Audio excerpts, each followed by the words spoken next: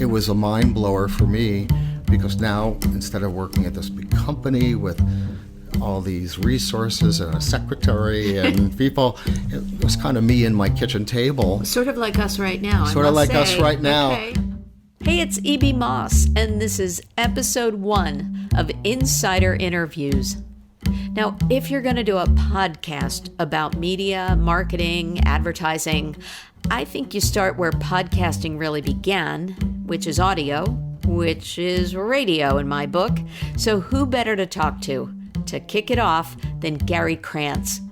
Gary is an internationally recognized business strategist on content syndication and tech services, primarily in the radio and audio space. He's worked with brands like the Country Music Association, the Grammy Awards Radio Network, names like Ryan Seacrest and Carson Daly.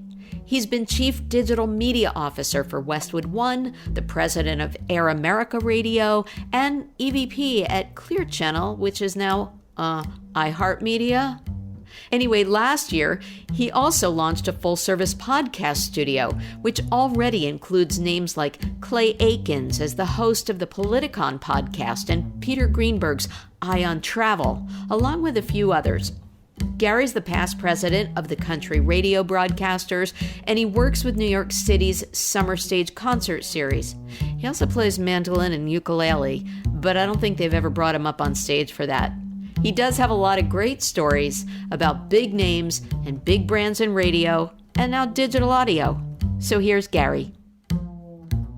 I can't believe it. This is actually my first episode of Insider Interviews with E.B. Moss. That would be me.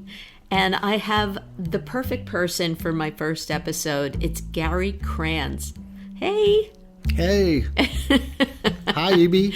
Gary, I think one of the last times I really spent time with you, we were hanging out with Alice Cooper and Jimmy Page and Brian May in London.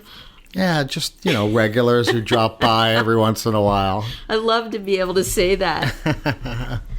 Well, I want to give a little backstory about why we were hanging out with such illustrious rock and roll legends, because you've really worked with so many legends in so many areas. But here's a little backstory. If people were to go on LinkedIn, they would read something, I'm going to tell you, a little jargony. But if you're in the business world, maybe you'd understand it. It says... Are you telling me that you want to edit my LinkedIn site for me? I do. I'm a content marketer. That's very E.B. Moss of you. It says, unique and verifiable experience in transitioning leading entertainment companies and brands from conventional broadcast to digital business models. And... you're an entrepreneurial executive with a proven track record in broadcasting, advertising, music, and technology-based businesses. Now, I understand that part. I'm kidding you, Gary, because you deserve to have a very illustrious, professional-sounding background. You've done so much. But, in a nutshell, basically, you have launched the careers, the radio shows of so many people. I'm going to say, drop names, like Carson Daly, what else? Well, to clarify, I didn't do that by myself. I always had, I was either working for a company or part of a team or had people working for me in every single case. In the case of like a Carson Daly, at that point, I was working for Premier Radio Networks, which is the network division of iHeart. Mm-hmm. And at that time, it was called Clear Channel. And Carson, at that time, was primarily known as the host of Total Request Live on MTV, but clearly wanted to, whose roots were in radio, and he had a desire to move into the radio space, and we launched his first syndicated show at Premiere. Someone else who did a similar path was Ryan Seacrest, whose first radio show was something called Live from the Lounge. So let's talk a little bit about your path to that, because certainly, you had already established yourself as a successful executive in the radio industry. What was your path to get to that? And let's list some of the companies and what they are known as today. Okay. Well, I was very fortunate in that very early on, I kind of got the sledgehammer over the head moment while in college of what I wanted to do. And, as a father of 3 recent college graduates, it's important and we all know, to know what they want to do. When I didn't know what I wanted to do, I knew that I loved music. I came from a family that operated in the entertainment business. My dad owned restaurants. My older brother Mark would manage Catch a Rising Star and the Lone Star Cafe. So did my brother Scott, managed Stand Up New York, and it was always around, So I kind of knew I liked music and all that. And then I, at the first school I went to, which was William Patterson College, I walked into the radio station and boom, there it was, right? Oh, your calling. Yeah, the calling. And I got very involved. They did a radio show. I just caught the bug. Eventually, I transferred into Emerson College, which was then and still is now a very good school for broadcasting and radio, and got involved with that radio station. That radio station was a real FM station, and it had a big signal, and people from New Hampshire would be calling in. And I found, Boston at that time, which was the early 80s, had great radio stations, WBCN and WCOZ and WEEI, and I interned at a station there. And as well as I did a blues radio show and was the weekend program coordinator for WERS. Ironically, there were some interesting people on the air with me. The guy before me was a guy named Brad Paul, who did a folk show, and he went on to be the head of promotion for Rounder Records. There was a guy behind me named Doug Herzog, who loved reggae. Doug went on with lots of other college pals to start MTV. Yep, I remember the name. Yeah. And then there was a guy named Elroy Smith who came in with a box of tapes, carts, and he did like a real radio show. Elroy is now programming the urban stations in San Francisco, but had ran WGCI for many years and others. And Tammy Heidi, who was on the air at KROQ and WBCN. So it was kind of a potent little scene. But what really got to me immediately was, I don't know what it was. There was a feeling that working at one radio station was very myopic to me, very isolating. In those days, you remember, you didn't have this consolidation. Right. One person sometimes owned a radio station, or another company owned another, and it was us against them. Like, if you even talked to somebody from another radio station, that was, I do sacrilege. Remember that. Yeah. And I just didn't like that. And then every week this vinyl disc would come in called the King Biscuit Flower Hour. Right, which was a concert series put out by a company called DIR Broadcasting. And it would be a live performance by a really eclectic. This was before real format radio was happening, so you'd get a disc and it would have a live recording of the Allman Brothers from the Fox Theater in Atlanta, and opened by, Bruce Springsteen. Like, wow, what is this? This is really cool. And so that was my first taste of syndication, what they called radio syndication. And fortunately, through the miracles of the universe, a family friend I found out was a producer of that show. He was producing another concert series called the Silver Eagle Music Series for country, and he picked up the phone, took out his Rolodex, and he called a few people. One of them was a guy named Josh Feigenbaum, who had recently left there to start MJI, and I believe MJI Broadcasting, and he had a radio show called the Robert Klein Radio Show, which was really ahead of its time. Yeah, it was sort of like Johnny Carson show on the air, and Ringo would come on and they'd play live in front of a live audience. And so I became the second employee there. Didn't get paid for the first couple of months. Thought my father was going to kill me. And long story short, that company, I guess today you would call that a startup. That phrase didn't exist then. But, we grew that company over the years to be, one of the largest independent radio networks in the country. And you left there, by the way, as the VP and general manager. Right. So not a bad track record there. Well, it was very organic. It really was two guys in a coffee cup. How many years was that? 15 years. And then you went to, what was AMFM? Right. So AMFM Radio Networks, I should say. Right. So in 1996, if people remember, it was the beginning of the relaxation of these long-standing ownership rules. Right. Well, you could have more than... Right. The Telecommunications Act of 1934, any one company could only own one radio station, AM, one radio station, FM, and a TV station, no more. And no more than 12 AMs or 12 FMs nationally. In 96... under the Clinton administration, that all changed.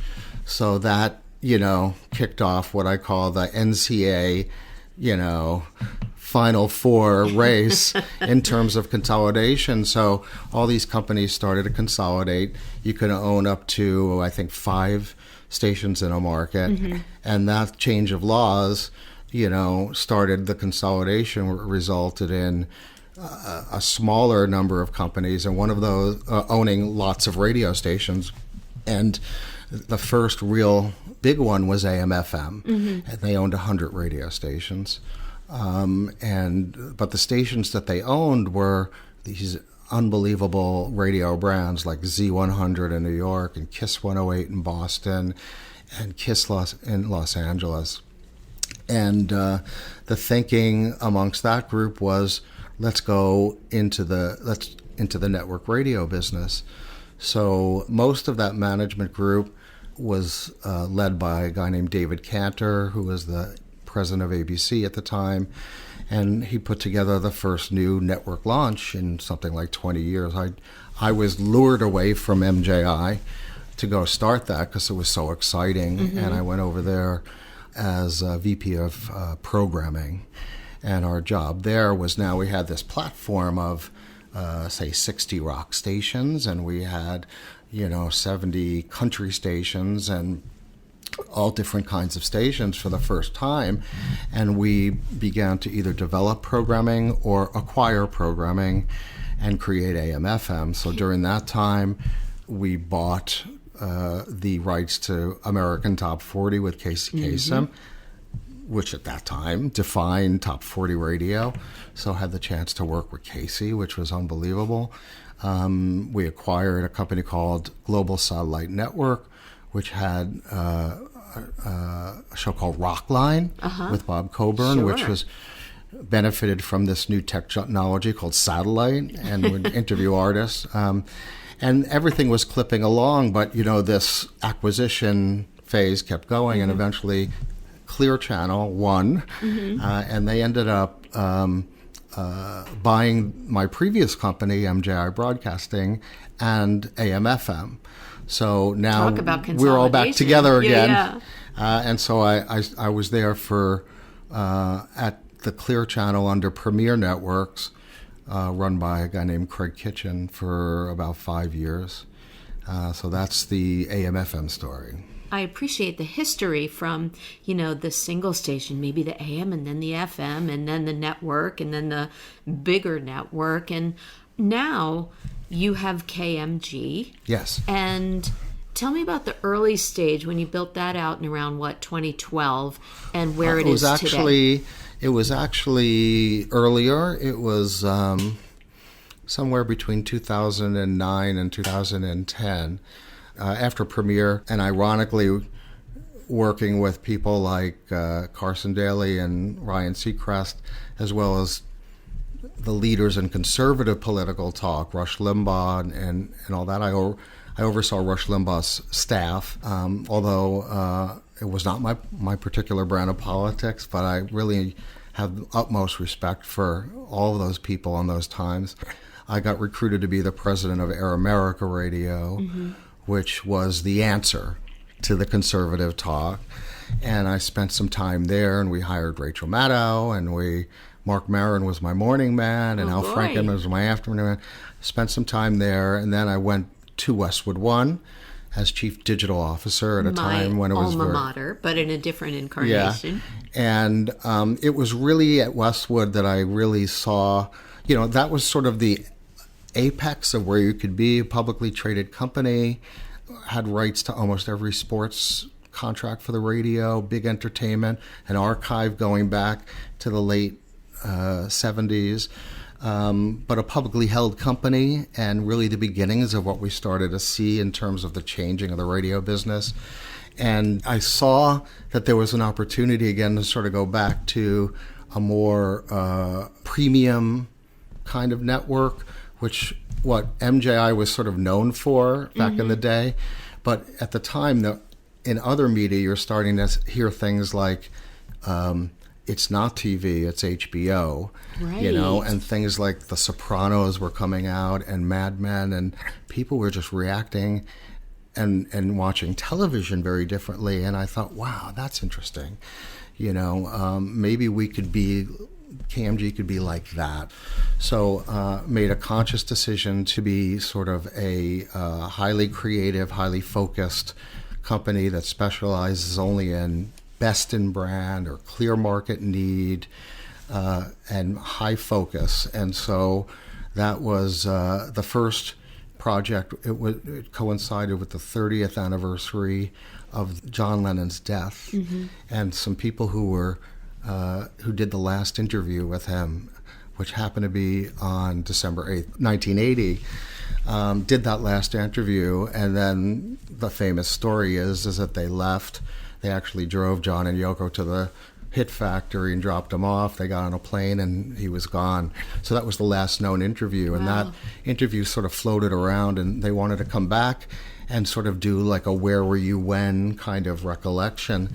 And so we did that. And it was a mind blower for me, because now instead of working at this big company with all these resources and a secretary and people, it was kind of me and my kitchen table. Sort of like us right now. Sort of like us right now. Okay, I'm not too ashamed to admit it. And had to secure the rights to the interview from Yoko, and all these kinds of things. And it was a hit. It was a hit. It worked. And that's what really, gave me the germ of, if you have the right content at the right time, no matter what's going on, people will, the gatekeepers will want it, and the listeners will resonate. So that began the company.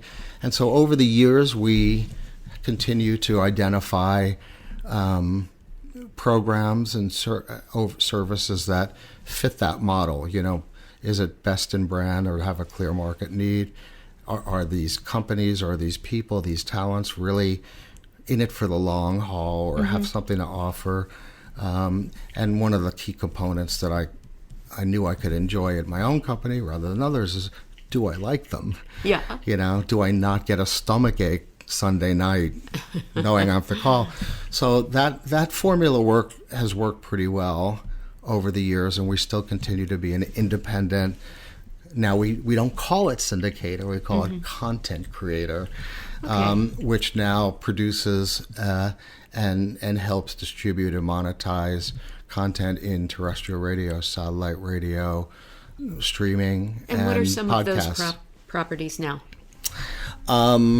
We can actually talk about one, the historical one that I mentioned, the Classic Rock Roll of the Honors. Classic Rock Awards. And hence, how we were hanging out with Jimmy Page. Yeah, so that was a perfect example of, I think it was a realization of sort of the vision of the company, in that, fortunately, because I'd had worked at many of the companies out there, I still had lots of colleagues and former coworkers inside these companies.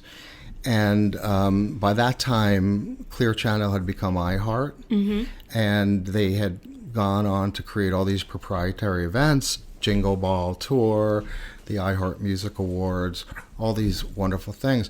I learned of an award show in the UK that was organized by the publishers of a pretty influential magazine over there called Classic Rock Magazine. And a friend said, you can't believe this thing, it's at the Roundhouse in London, and there are 100 tables, and there's, Roger Daltrey at one, Yes. and Mick Jagger. I'm like, no way. Right, It can't be true. And I got on a plane. I went over there with my partner, a guy named Robert Olshever, and it was true. Yes. And moreover, they had built their own radio unit and were syndicating programming over there.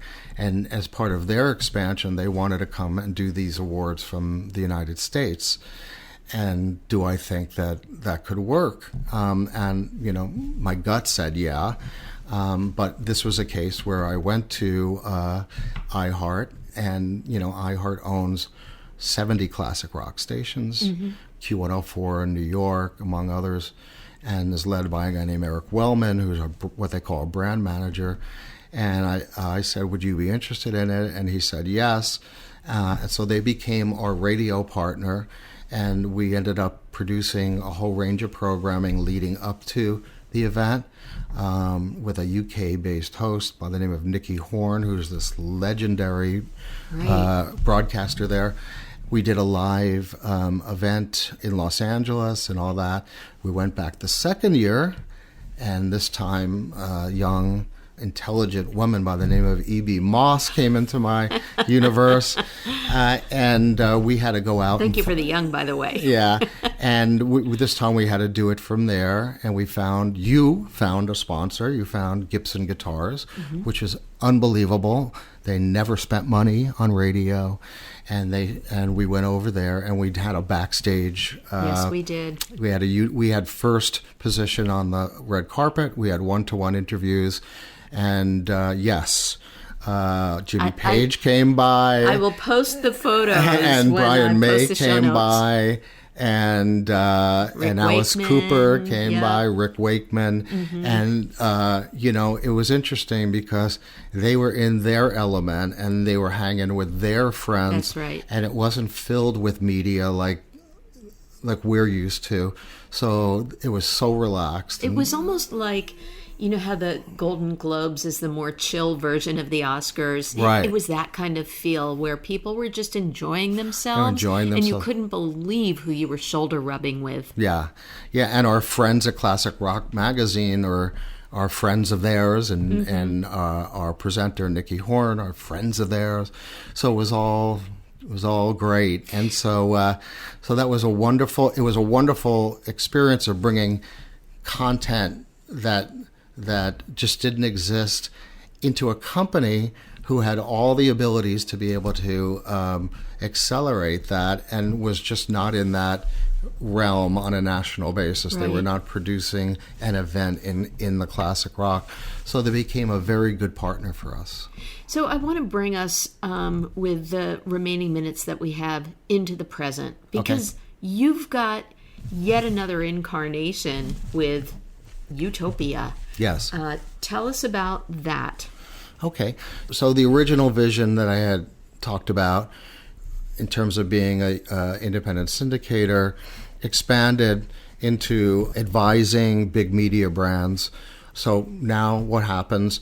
Podcasting becomes more than just a basement hobby. I think we're still in it, this incredible expansion of audio entertainment. And I quickly realized that in a way we can sort of go back to the future and be extremely creative and find content direct to consumer and partnered with huge talent, huge brands. The funny story too is, so this was about a year and a half ago, because, banging my head against the wall and putting together syndicated network shows, calling, decision making is becoming much more centralized. And it was really difficult. And then at the same time, I was newly single again after being divorced and going out on dates. And they'd say, well, what do you do? And I go, well, I'm in the radio business. And they go, radio? Is that still work? And then, but I then quickly learned if I said, well, I have a podcast studio. Oh, really? I have one too. Can I have your number? But it was very similar in whoever thought that we'd have an audio entertainment explosion? We would never think that would happen. So I quickly realized that many of the disciplines I was bringing to terrestrial network radio applied. And so I decided to create KMG Utopia Studios. Utopia Parkway is the street I grew up in Queens. And I said, same thing, different kind of filter here. I don't know what the number is. You probably know better. 800,000 podcasts. 874,000 podcasts right now, I think. And at once, it's the greatest thing in the world. You can innovate everything. We had to unlearn everything we knew about being, within format and playing the right song and, talking too much and all this. And we could be free. The downside is that how do you get people to know about it and, create enough value where an advertiser could spend some money on it? And I quickly came to the conclusion that you can identify categories and certain talent that already have a huge following in a particular vertical. Yep. So now with the utopia of podcasting, which I believe it is right now, a great utopian environment. I like that. Can I use that? You can, instead of the street you grew up on. Thank you. Okay. I thought that's what you meant, by the way. So you have, 5 or 6 different podcasts that are either established or launching? Yes. Okay. Yeah, we launched the first one, which is called The Fred Minnick Show. And Fred is the foremost bourbon critic in the country. I like him already. Yeah, and he's well known in the bourbon lifestyle circles as the editor as the bourbon critic for Wall Street Journal and Forbes. He's written 7 books. He's has a Amazon Prime show, and he co-curates the big bourbon festivals in Louisville. So he's got a built-in audience and a built-in advertiser base. And I think what he does, I looked at the description, he basically drinks bourbon and interviews country music. He's a passionate music lover and is as well. So he brings the artist in, he talks about their songs, and then he asks them very specific questions to match their palate to a bourbon. And then they literally throw the bottle to him from off camera, and they began to sip. I would say 9 times out of 10, he's dead on. Artists, so he's done this with Lindsay L. He's done this with Ray Lynn Nelson. He's done this with a number of different people, and they relax, and then they start sipping the bourbon. I didn't get and then the fun begins. I give you water, Gary. I'm sorry. So it's a very unique. Again, today, I think, the idea of anybody sitting down with any artist as an interview 5 years ago would be cool enough. I think today, because of the plethora of content out there, you have to have a unique take on it. Yeah. And this is our unique take on it. Yeah, good one. And so what are some of the others in a nutshell? The second one we're very excited about is the first in a series of podcasts with Politicon, which is the Comic-Con of politics. That's a great description. Which is a brand that's now in its because politics is kind of hysterical right now. It sure is. They're in their 6th year as a brand. They've built a huge live destination event annual where media personalities in the political realm come in and mash it up and debate and do town halls, and tens of thousands of people pay money to come and see it, dressed up as Baby Trump and Hillary Clinton and Abraham Lincoln, etc. But we together, our companies got together to really build media brands for Politicon. And the first one is one hosted by, drumroll please, Clay Aiken. Wow. Who many people don't know is very well known in political circles. Since American Idol, he ran for office in his home state and almost won. And so he will host a bipartisan panel of folks who will mash it up in front of a live audience each week. Tell me about some of the challenges in podcasting today. Well, I think the biggest one is awareness. And, it's sort of, the old way, if you're dealing with terrestrial or old media, if you will, what's the frustration? It's getting the gatekeepers to buy into it before it gets the consumer. However, if you're trying to do a deal with iHeartRadio for a minute, they say yes, that audience is going to be there to support it. In this case, you do have the freedom, the utopian freedom, to create anything you want, but if nobody's listening, it doesn't matter. In terms of the sponsorship sell. Right. In terms of, in order to get the sponsorship sell, you need to have the listeners. And yes, I believe today there's a transactional discussion, which is tried and true metrics. How many downloads do you get, and the amount of commercials you have in a podcast and all that.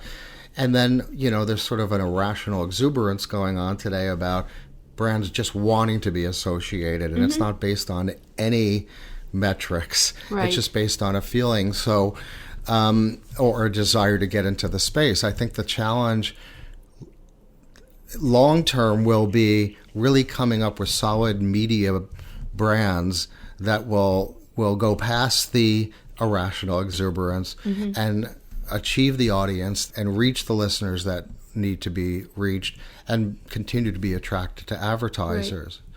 Right. Now, with all due respect, anyone who wants to sponsor Insider Interviews with E.B. Moss with our, let's say, somewhat limited audience right now would still be welcome. And I say that in a kidding way. I would say this is very targeted. If I was a sponsor that wanted to reach, high-level executives with a curious minds and a yearning to learn and network with others, this would be a great place for a sponsorship. Right. And I think therein lies the opportunity too.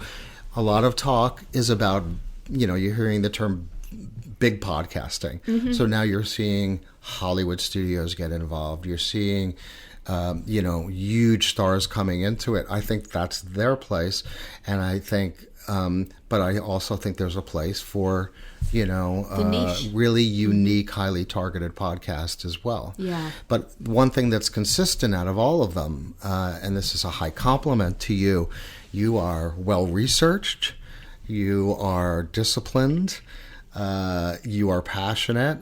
That is what's going to carry you through. Many of these 800,000 podcasts are out there. They start, but they don't keep going because it's tough work. It's not just opening the mic and talking with your friends. Right. So I think that, if we stay disciplined and pick the hits, everything is about picking the hits. That's, the challenge. My friend Danny Goldberg wrote a book called Bumping Into Geniuses, which I love, and he got that from, asking Ahmet Ertegun what his secret to success was. He says, I bump into geniuses. I think, I think that's a great analogy. It's try to find that genius. Yeah. And then build off of that. I love it. And I think that that's the perfect place to end, Gary, because this was a genius conversation. I loved hearing the history of not only your path to, being a senior executive in the audio space, but the evolution of audio itself. And, I do have to say that radio certainly still experiences like 90% of the U.S. population is still 93. So 93% of the U.S. population still listens to radio on a daily basis. But podcasting is a little bit more flexible, a little bit more targeted in listener interests in many respects. You talk about, a bourbon and music podcast or a business-to-business podcast like this. So there really is something for everyone. And I love that you're applying the lessons that you learned from radio to podcasting and, whether you call it content or syndication or what have you, it's still current and it's still applicable today. So I hope so. Yeah, I know so. You're already making a utopian podcast network, so it's great. There you go. Gary Krantz, thank you so much for being my first guest. Thank you for having me, E.B. Insider Interviews. Thank you. I hope you got some good inside scoop from this episode, and I hope that you'll continue to get more by subscribing to Apple, Stitcher, TuneIn, wherever you get your podcasts. And I want to thank you for listening. I also want to thank our editor, Eric Klein, and my good friend, John Clayton, for the amazing theme music for Insider Interviews with me, E.B. Moss.